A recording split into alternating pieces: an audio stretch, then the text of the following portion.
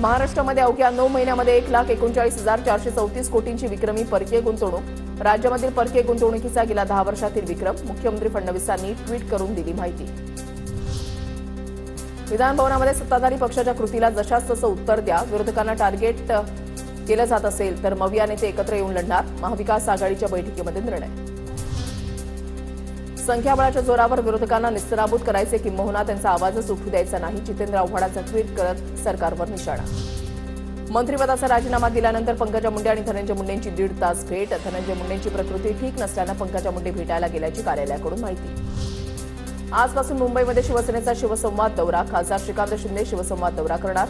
मुंबई पालिका निवडणुकांच्या पार्श्वभूमीवर शिवसेनेचा संवाद दौरा। आदिम जमातींसाठी महायुती सरकार विविध योजना राबवणार। पंतप्रधान जनमन योजनेच्या माध्यमातून अंमलबजावणी करणार। आदिवासींना मुख्य प्रवाहात आणण्यासाठी सरकारचा नवा प्रयत्न। जळगावमध्ये कुलभूषण पाटलांच्या नियुक्तीला विरोध। ठाकरेंच्या शिवसेनेचे पदाधिकारी ठाकरेंची भेट घेणार। सूत्रांची माहिती, विधानसभेमध्ये ठाकरेंच्या उमेदवाराविरुद्ध बंडखोरी करणाऱ्या कुलभूषण पाटलांचीच थेट जिल्हा प्रमुखपदी नियुक्ती केल्यानं वाद। उदयनराजेंची थोड्याच वेळामध्ये पत्रकार परिषद। प्रशांत कोरटकर, सोलापूरकर आणि अबू आझमींच्या वक्तव्यानंतर उदयनराजे आज माध्यमांशी संवाद साधणार। स्टोरेजसारखे गुन्हे टाळण्यासाठी राज्यामध्ये आर्थिक गुप्तवार्ता विभाग सुरू होणार। गृहराज्यमंत्री योगेश कदम यांची विधान परिषदेमध्ये माहिती।